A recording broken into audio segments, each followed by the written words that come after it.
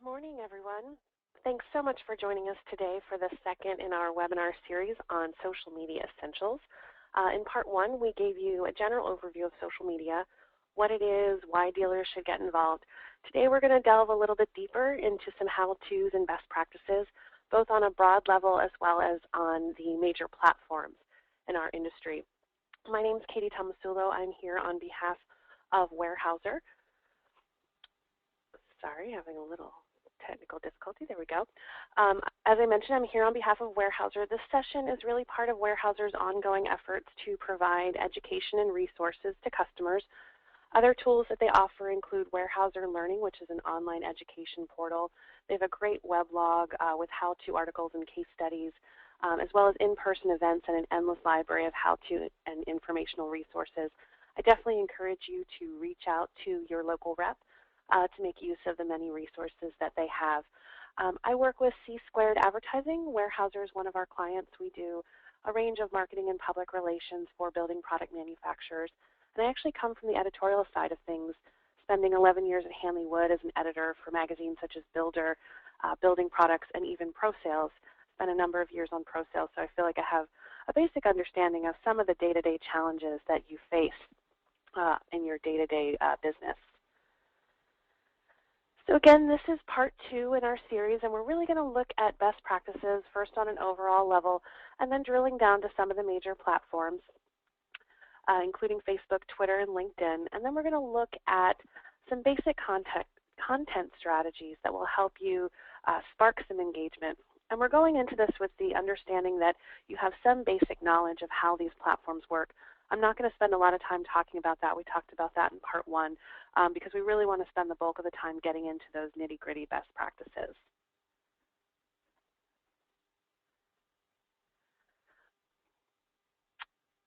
So I'm going to do a little bit by platform, but I want to start off with some core best practices. And for those of you who are on part one, this slide should look a little bit familiar to you.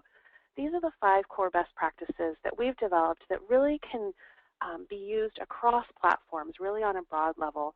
And the first one is underlined for a reason, and that's to be strategic. And I've underlined it because I feel that it's the most essential. Just like any other marketing campaign that you embark on, you need to plan ahead with an objective, strategies, and tactics. You really shouldn't jump into social media one day on a whim as a brand. So a good strategy is going to outline, what do we hope to gain from social media? How are we going to go about it? What's our voice going to be? What types of things are we going to post? How do we handle feedback, both negative and positive? Not only will this discussion help guide your decision-making in what you post and when you post it, it's also going to help guide how you measure success. If you're going after more clicks to your website, that's going to drive you and what you post. If you're going for more interaction, that's going to affect how you post. So you really want to take the time to determine what you hope to gain from social media. If you've already jumped into social media but didn't take this step, I encourage you to go back as a team and go through the process and really develop a strategy. And know that that strategy can be tweaked over time if it's not working for you or if your goals change. Second, and almost nearly as important, is to be a resource. This, again, is something that we recommend across all the marketing campaigns that we do for our clients. It's not just about being self-promotional in this industry. You really have to position yourself as a resource, a helpful source of information to your customers. And on social media, what this means is mixing not only your self-promotional company news, but also items that are related but may not be directly about you. We call this resourceful content, and then again, it helps position you as a helpful resource to your customers. Number 3 is to be interactive. Social media, by definition, is interactive. It's social. And good interaction is what's going to make you successful at it. This is something that can be pretty scary. You're putting yourself out there. You're encouraging people to provide you feedback. But we encourage you to embrace it. It's really the whole point of being there. And then with that activity means you have to respond and respond to questions and feedback quickly. We recommend within a business day at the most. And remember that unlike a phone call to your help desk, your response and your response time are on display for others to see. And then finally, be consistent. And this means both in voice and in timing. And I don't mean that you post at 8 a.m. on the button every day, But it does mean that once you jump into it and you start posting, you don't want to disappear for weeks on end. You really need to fully commit to it. So again, these are kind of core best practices that can really be applied across multiple platforms. And now we're going to dive into some specific platforms for the construction industry and how to apply those best practices to these major platforms. And the first and the biggest, of course, is Facebook. And I'm going to spend the most time today on Facebook. Again, jumping into this, assuming that you have a basic knowledge of how Facebook works. I'm not going to spend too much time doing that. We covered that in part 1. But we know that this is a basic brand page. You have this is Marvin Windows page, And we know that you have your cover image, your profile image, an about section, and then where you post. And that everything you post here shows up in the news feeds of the people that follow you. So first and foremost, the best practice is to really build a thorough brand page. Just like your web page, when people come here, you want to make sure it's full of the relevant information, that it's aesthetically pleasing. And Facebook makes it really easy to do that. So make sure you've got a great eye-catching cover image, which again is this big thing here, a good profile image as well. Typically people will use their logos. And one of the recommendations I make about these images is to make sure you take the time to size them properly. And just so you know, we'll be sending this presentation out later, so don't feel like you have to get all these nitty-gritty details down in your notes. But take the time to size it to fit the space. Go into Photoshop and take that image and make it 851 by 315 pixels. That's going to make it look good and not look pixelated or too small or too stretched.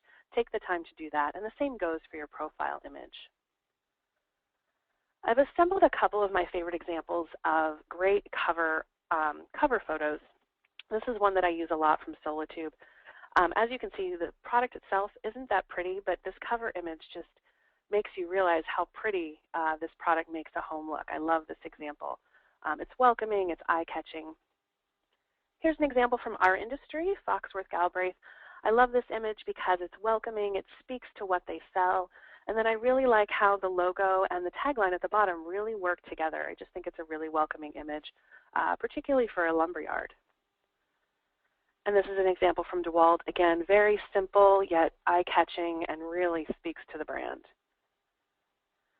And this isn't a cover image per se, but I love this example. This is Senator Mark Warner from Virginia holds a contest twice a year where he asks his constituents to submit photos, and the photo that gets the most like becomes the cover image for his page for 6 months. I love this idea, and it's something that can easily be emulated in our industry. It's a great way to boost interaction and also to get great free photography for his cover shot. So continuing on building your brand page, you remember that About section I pointed out earlier. Make sure that front section has a great synopsis of what your company does.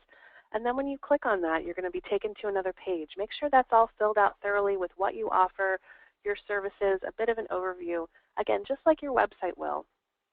One of the nice things about Facebook is that you can do a lot of stuff behind the scenes before you publish it and go live. So before you do that, make sure you're filling out your timeline milestones. You can go back 100 years and put when you were founded, put major milestones like store openings or major awards in there. And you can even add an initial stock of photo albums and videos. So if you could create a photo album of some of the products you sell. If you have some backlog of some how-to videos, you can put those up there. And you can get that page well stocked so that when people come to visit you, they have a lot to search around and look at. This is an example, again, putting in your founding and adding an image. Dixieline added this great vintage photo. People love these types of images, and it just makes that element on their timeline pop. And this is an example of kind of a pre-stocked photo album. Rethink Wood is a wood promotion network in British Columbia, and they have a couple photo albums showing wood use in various buildings. So again, just an example of kind of a pre-stocked photo album. So the final element of your brand page to consider is what we call apps or tabs. And what these do is basically give you an opportunity to expand your content on Facebook. It's almost like adding additional web pages if you were to correlate it back to a website.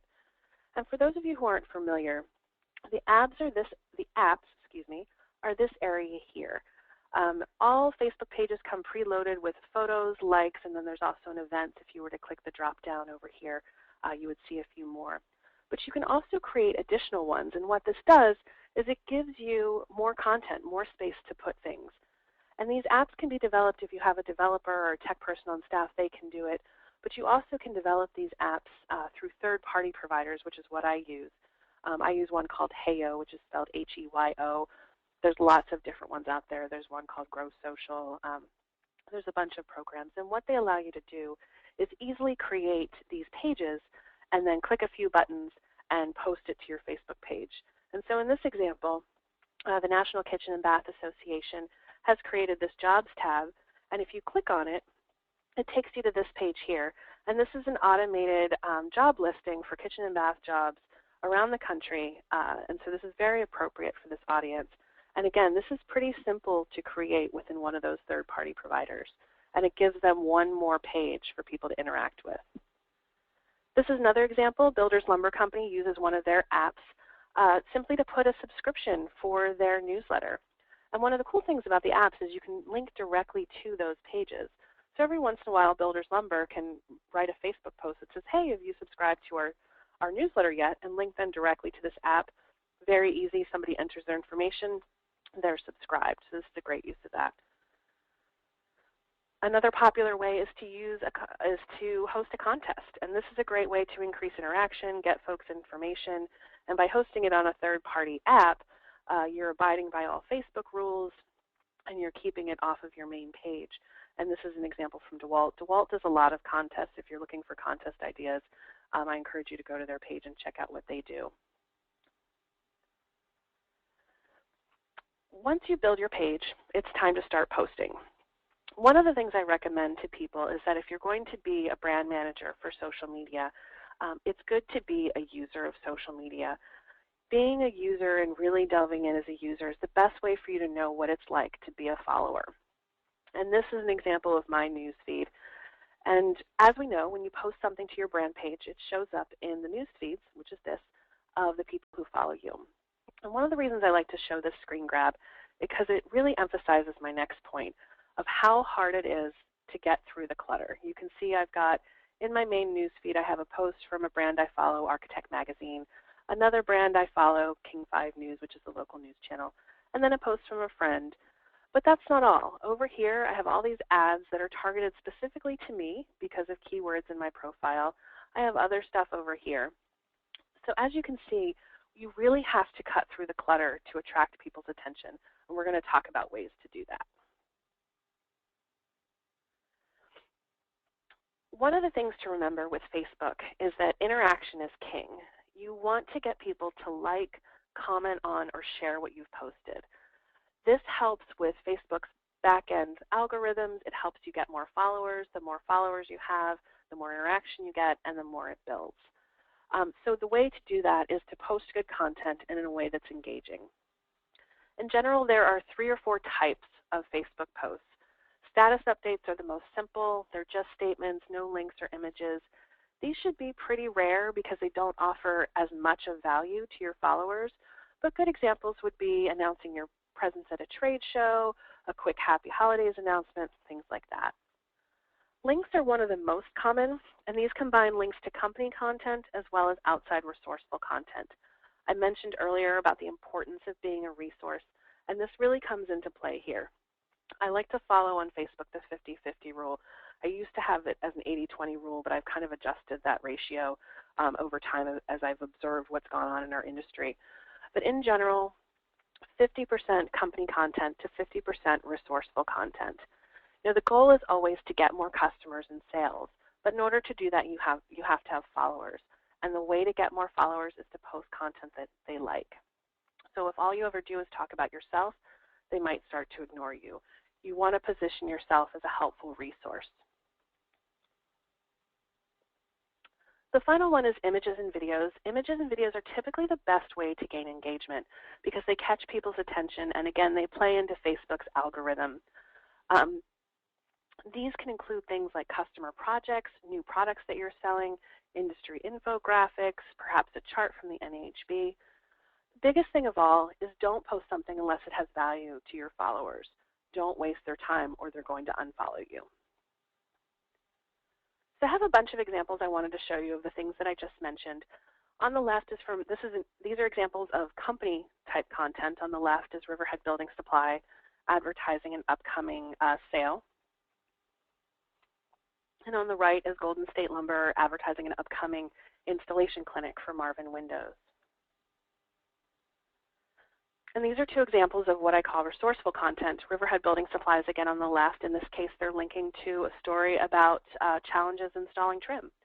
And on the right is a post from Weyerhaeuser talking about the housing economy. Again, these are two things that don't directly connect back to the website, but position them as helpful. If you give them enough content, they will follow you because they know you're a source of good content.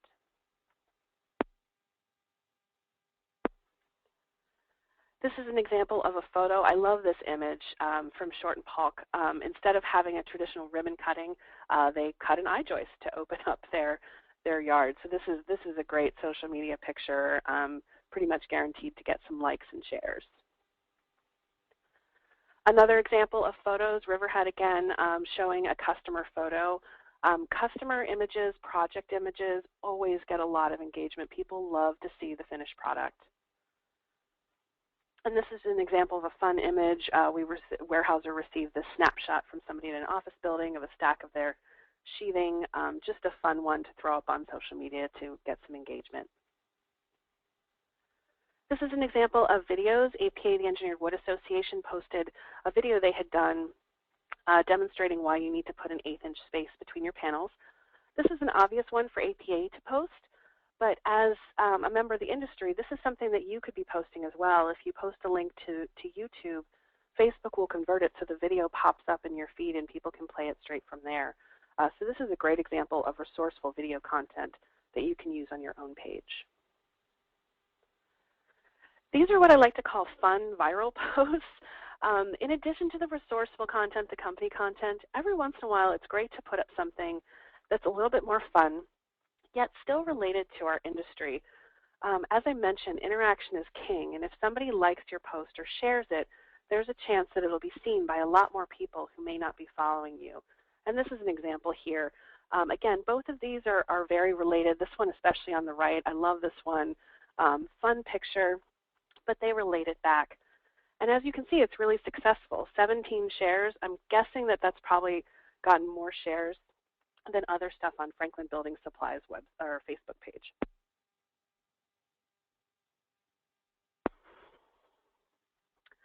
And you can also do things to increase interactivity directly in a more proactive way. Rethink Wood, again, every week or 2 weeks, I can't remember which, they would do this, which do you prefer wooden structure, and ask people to comment on which they liked the best. And what I like about this is that it's, again, proactive interactivity, but it still relates back to what they do.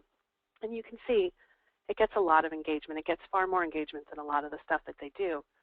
And at the same time, they're also linking back to case studies or more information on both of those projects. So one of the questions I get a lot is, how much should I post and what time of day? And there are a ton of articles out there that will tell you what to do. My advice is to ignore all that advice. You really have to listen to what your followers are telling you. See what's working for your audience. Experiment with different times of day. See if your likes are going up or down, if you post a couple times, if you post in the morning versus the evening. Use those internal measurement tools that Facebook has to really determine what your audience is responding to and when. Just an example, one of the pages I manage is for the Seattle Animal Shelter. And through experimentation, I actually found that I could post 4 times, sometimes even 5 times a day, with most of those after 5 o'clock. And the first post got as much engagement as the last post. And that's something, again, that I discovered just through experimentation. But I do know that I could never do that with my building product clients. I post max 1 to 2 times a day. I know that with one client, I get more engagement in the morning. One client, I get more engagement in the late afternoon. Again, all of that I kind of discovered through experimentation and using those measurement tools. And we're going to delve more into measurement in part 3. One thing I do recommend is not to post too much in quick succession. You may feel like it's easier just to slap 3 posts up at once. That will actually start to affect your followers. I think people are really turned off by that.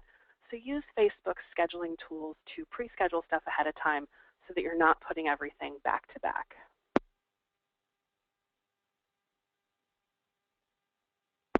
So as you saw with my news feed, it's very cluttered. You have to cut through the clutter. First and foremost, it starts with good content. If it's not good content that you're sharing, no amount of whiz-bang text is going to help. So good content is first, and then after that comes crafting posts in a way that gets people's attention on that good content. And I like to tell people to think like a newspaper editor. Just like a newspaper headline, it needs to summarize what they're going to get when they click and be enticing at the same time. Using numbers, using questions is a great way to assist with that. Facebook gives you a lot of space to write. I encourage you to still try and be as short and concise as possible. People don't like big blocks of text. It really turns people off. We can see that happening with this rise of listicles and bulleted articles. If you do need to write more text, try to break it up with some line breaks or some bullet points. And again, use an image when possible. That really catches people's attention. And try to mix it up a little. If you post the same style of post every time, again, it might not catch people's attention quite as much.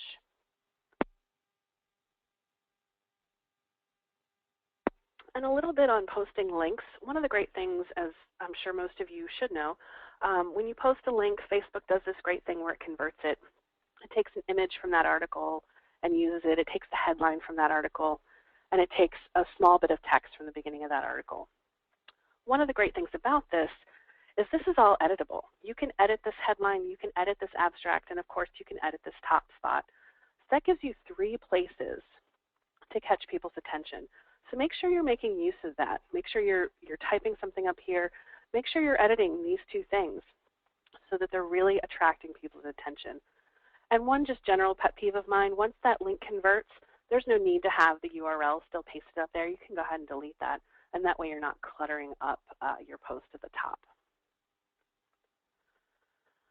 So a couple of quick mistakes, registering your brand as a friend instead of a page. At this point, I don't see that as often, but if your page is registered as a friend instead of a company page, I encourage you to go back and fix that.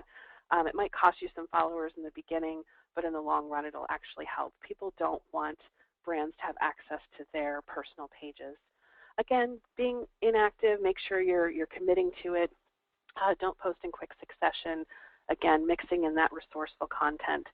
One of the things I touched on in part 1 in talking about how to respond, again, don't delete something simply because it's negative. You're going to need to respond to that and come up with a strategy for response. The exception, of course, is spam or offensive content. Shy away from buying fans. This is when you can just buy fans in a clearinghouse style. It is much better to have quality over quantity. Knowing that interaction is key to success on Facebook, I would rather have 1,000 followers who are engaged in what we're saying than 10,000 followers who aren't even paying attention. Another shortcut that's common is what's called auto-posting or cross-posting. If you post something to Facebook and it automatically goes up to Twitter. One reason I recommend against this is because you're really not leveraging the power of each platform. Facebook is image heavy, has a lot more text. Twitter is shorter. If you're posting something from Facebook automatically to Twitter, probably half the message is going to get cut off. So I really discourage against that practice.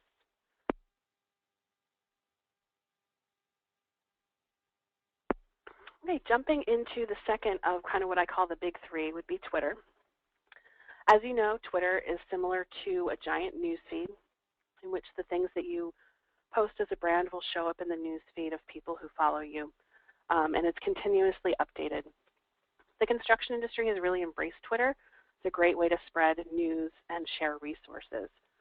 So just like on Facebook, you want to make sure you build out your page thoroughly, get that cover, background image, profile image, get those all set up properly.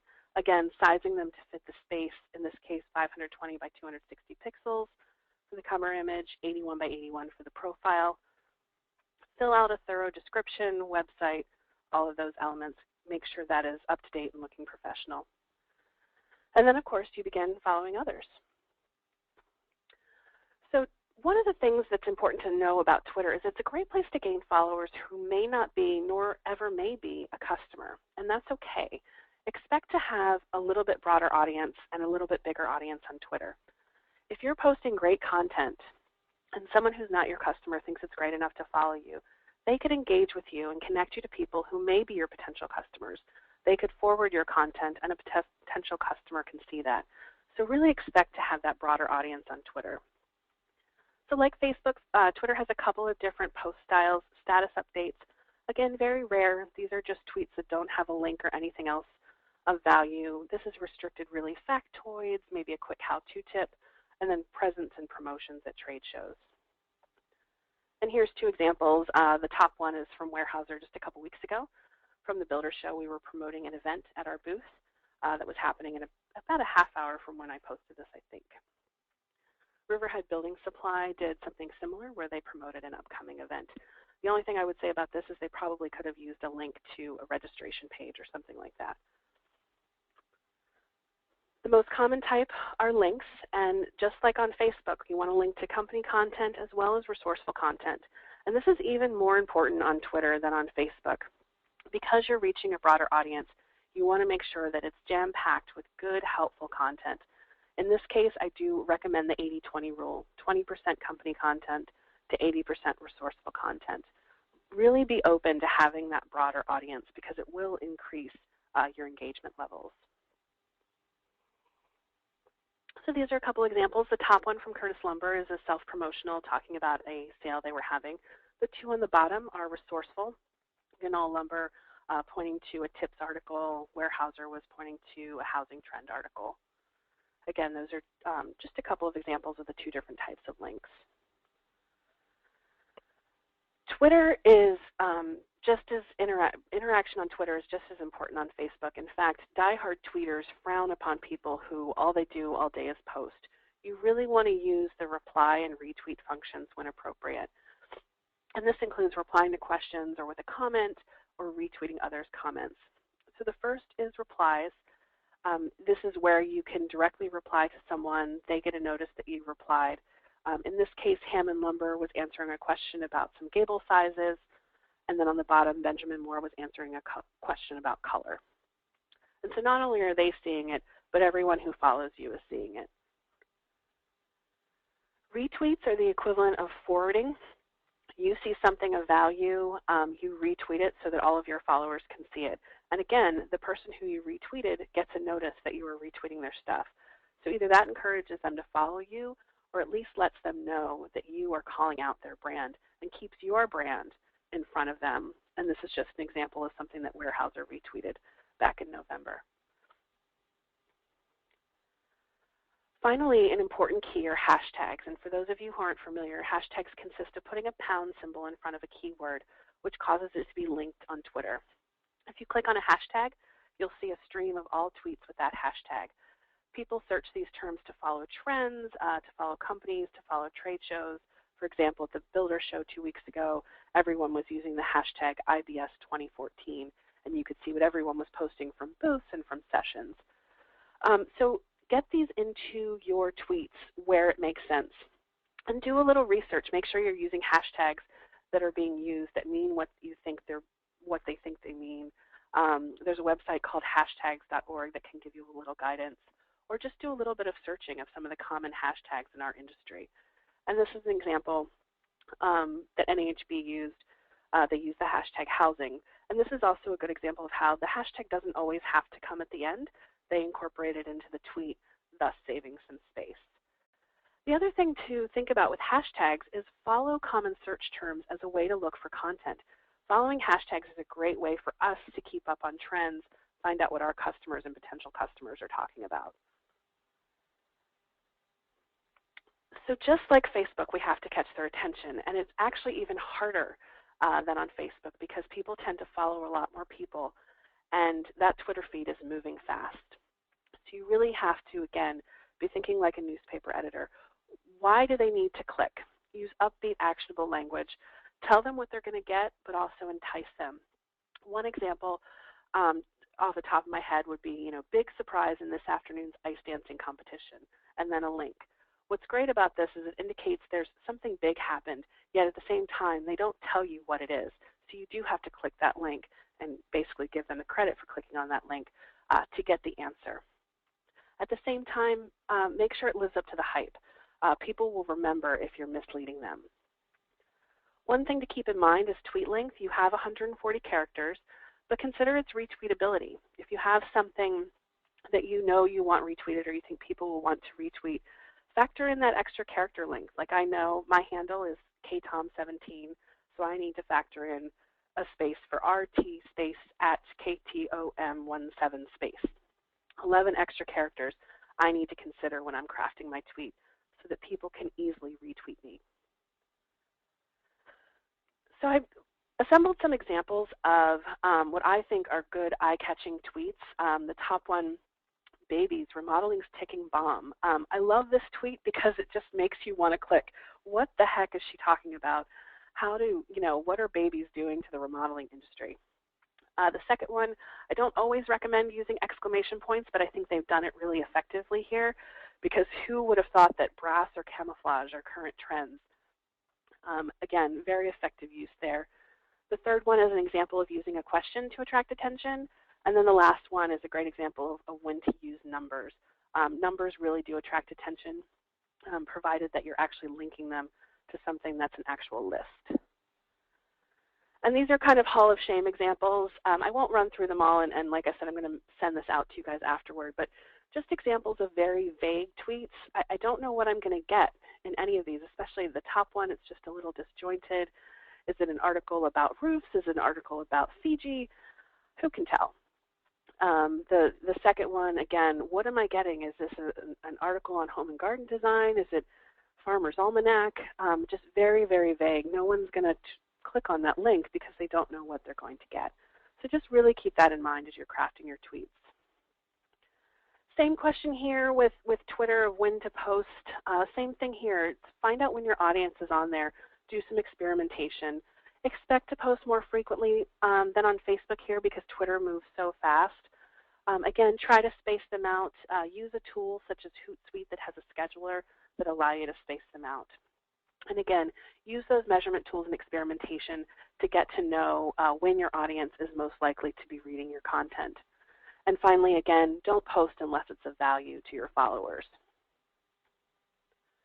And just some common mistakes. The old adage that you have to follow everyone just because they follow you, that was an old, when Twitter was just beginning thing. I don't believe in that. You want to follow people who are giving you good content. You're following so many people. Don't waste your time if they're not putting good content up there. The exception would be make sure you're following your customers and your key partners no matter what. Again, don't buy followers. I recommend against auto-posting. Don't put up unclear or misleading tweets such as, you have to see this. And don't forget to scratch each other's backs. Use those reply and retweet functions as much as possible. And give shout-outs and credit. If you post to an article straight away, not retweeting, give a shout-out to where it came from so they know that you're linking people back to their stuff. So the third of the big three is LinkedIn. There's two ways that we use LinkedIn as a brand. And the first is through company pages. And this is the most important of all. Because even if you don't think that you have a company page, if any of your employees are on LinkedIn, chances are you have a company page. And if you don't know it's there, it's probably blank and neglected. So I encourage you to go check out, see if you have a company page, and then work on building it. Same thing here. You have a profile image, a background image, and the opportunity to post statuses, a little bit like you do on Facebook. So build out that company page, remembering to keep in mind that this is a spot for potential employees, potential vendors, and partners to make it look professional. Have that cover image sized, in this case it's 646 by 220. The logo is 100 by 60. Be thorough with your description, your locations, and the summary of what you do and your specialties and services. Use this as a way to distinguish yourself from your competitors.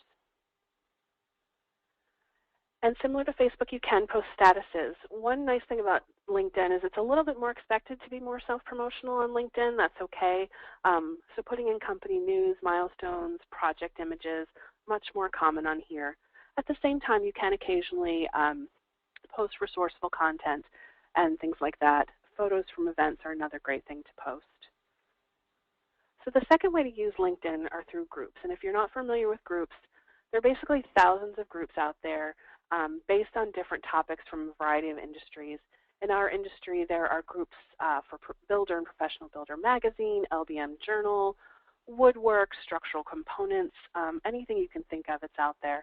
And people follow these groups to keep up on news, to have discussions, things like that that'll help them do their jobs better. So the way that we can use it as a brand is to be a part of these groups and be paying attention. You're looking for opportunities to comment, to offer a resource, to answer questions. So be monitoring these groups. And if you see something where somebody's asked a question and it's within your company's expertise level, chime in as a representative of your company and answer their question, or post a link to an answer to their question. This is a case where it has to be purely resourceful. You can't go on and be self-promotional in groups. One, it's frowned upon. Two, it could actually get you kicked out of the group. But what it does is, again, positions your company as a resource and a leader in the industry. The one exception to the self-promotional is if you do have something that's truly resourceful. This is an example of, I posted a link to APA Designers Circle when it launched. They launched this great site for architects. We posted that to the residential architect group and a couple of other groups. Again, because it was purely educational and not directly self-promotional, it was kind of an exception to that rule. So common mistakes, again, making sure you've got that company page updated and professional looking. Make sure you're following those groups and using them in a resourceful way. And be sure to keep your own personal profile updated. One thing to keep in mind is that if your employees are on LinkedIn, it doesn't mean they're looking for a job. LinkedIn is so much more than that now. It's a place to network. It's a place to learn how to do your job better. So don't worry if your employees are on there, and make sure you're on there and active as well. So Pinterest is a relative newcomer to our industry, but it's one that's caught on for building product manufacturers and even building material dealers. For those of you who aren't familiar, Pinterest is a virtual pin board of sorts. When you see something on the web that you like, you pin it, and it's stored on your pin boards. It's kind of like a visual bookmark. So you could take a product or a recipe and easily go back and find it. So as you can see, this is my personal page. I have boards that have things like home decor. I have some recipes and things like that. And it's all organized in a way that I can easily go back and do it. And just like on Facebook and other forms of social media, I follow my friends and my favorite brands, and when they pin things, it shows up in this feed just like it does on Facebook. And so that's a way for me to find new and interesting things. And just like I follow people, I follow my favorite brands, and that includes some building product manufacturers and dealers. And so a brand's Pinterest page looks a lot like a regular user. This is Foxworth Galbraith's page. They've created boards for a range of home improvement topics. And so Pinterest is, again, a case of mixing in resourceful content with company content. They've created these boards for home improvement tips and design ideas. If you're pinning great stuff, people are going to follow you. And then on those occasions when you do post something that's self-promotional, say a product or a project, they're going to see that because they're already following you for the other stuff. And again, it positions you as a resource, and it's one more way to get your brand in front of them. So if you're pinning something interesting and they see that, they're going to see your name and associate your name with that good content.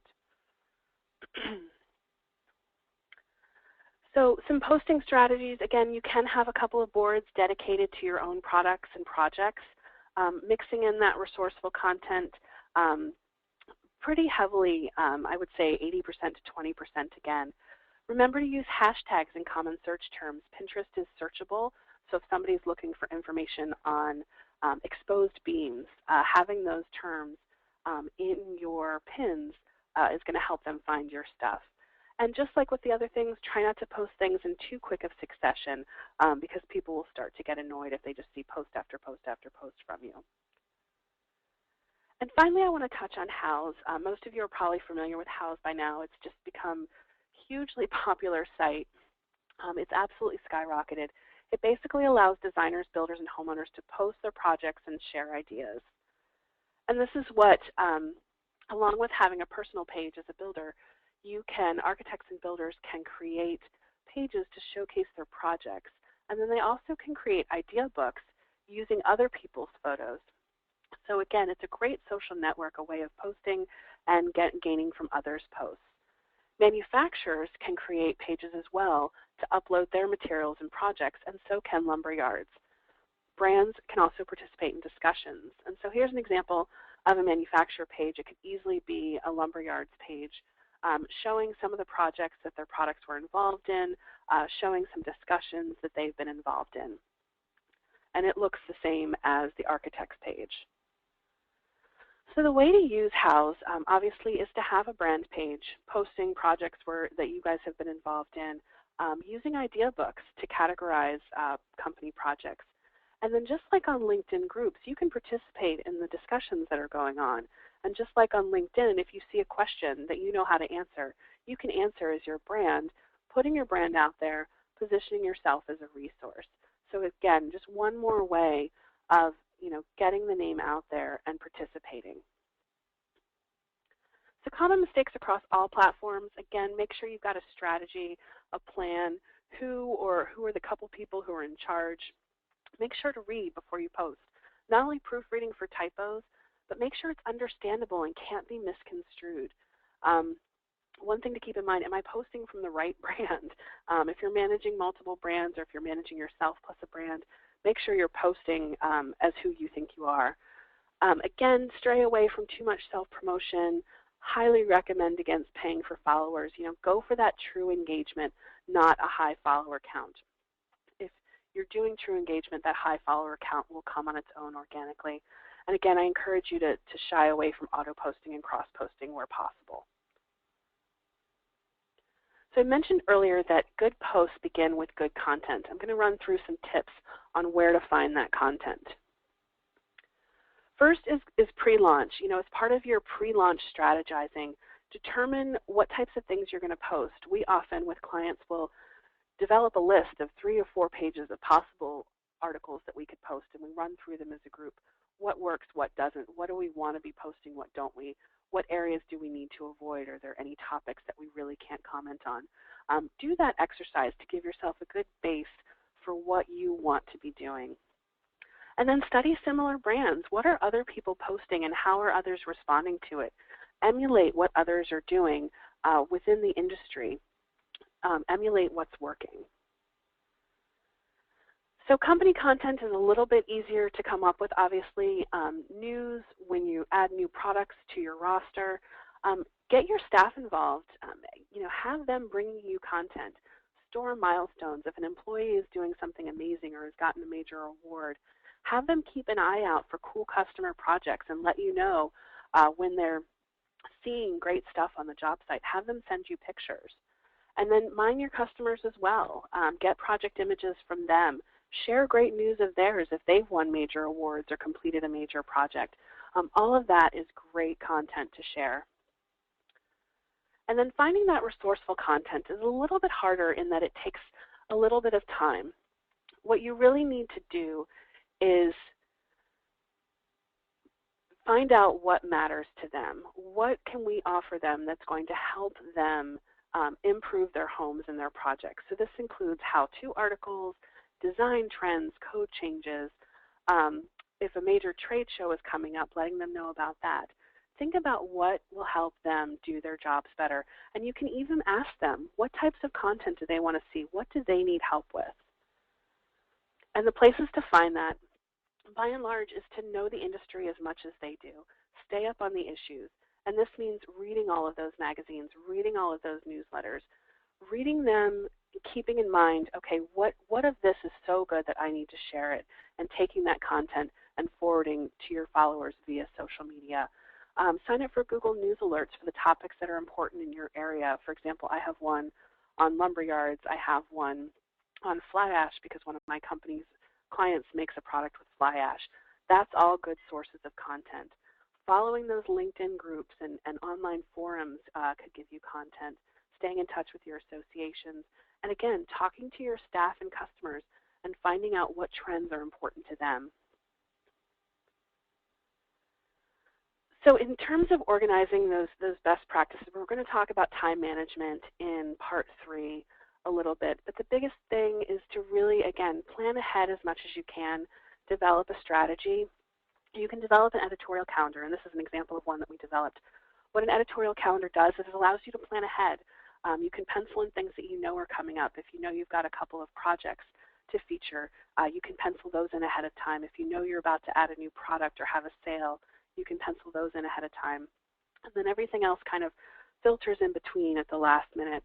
What this does is it eases some of the burden. It eases some of the planning on a day-to-day basis because you have some of it already planned out. Again, know the industry, read what they're reading, know the industry like the back of your hand. That's really going to help you figure out where to get content and what content to share. And then mix in that interactivity. Be proactive. Ask them questions. Take some polls. Get them involved and engaged. Really keep social media social. So that concludes part 2 of the webinar. I want to encourage you to attend part 3, which is the advanced session, and we're going to delve really deep into the tools of measurement, time management, and advertising to really help you maximize these best practices and really get the most bang for your buck with social media. So what I'm going to do now is open it up to questions. If folks have any, if you do have a question, all you need to do is raise your hand. If you click on the little orange arrow on your toolbar, that'll open it up, and then just click the little hand icon, and it'll alert me that you have a question, and I can unmute you and call on you. And as I mentioned, we will be sending this out, probably not today, but probably tomorrow, because Greg Wells, who was supposed to be with us today from Weyerhaeuser, was unfortunately not able to make it, but he will be able to send it out tomorrow. And we'll also be sending a link to register for part 3. Any questions? Not seeing any hands raised so far. If you do have a question but you don't want to ask it in front of all the folks, please feel free to email me or call me. I'm happy to answer questions. I'm happy to go over any of these in greater detail or even look at your website and offer advice. So I did get a question through the chat function. Somebody wants to know why I adjusted my recommendation of company content to resourceful content from 80-20 to 50-50.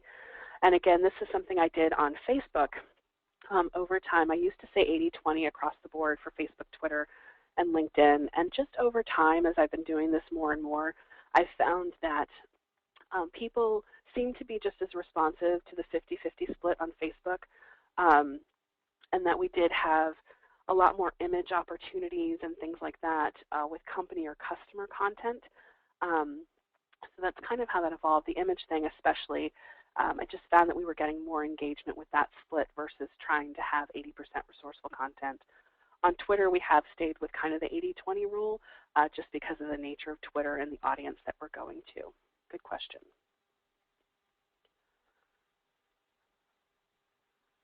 Okay, last chance. Anyone else have questions? Okay, well again, if you have any questions or if there's one that you thought of and didn't get a chance to ask, please feel free to email me. I'm happy to answer questions. And I do hope that you'll join us for part 3. We're going to delve into some really, really meaty details. And again, this is one of many resources that Weyerhaeuser offers. So if you're looking for online education or in-person education, definitely reach out to your rep and they can get you set up with lots of great content. So thanks a lot, everyone. Have a great day.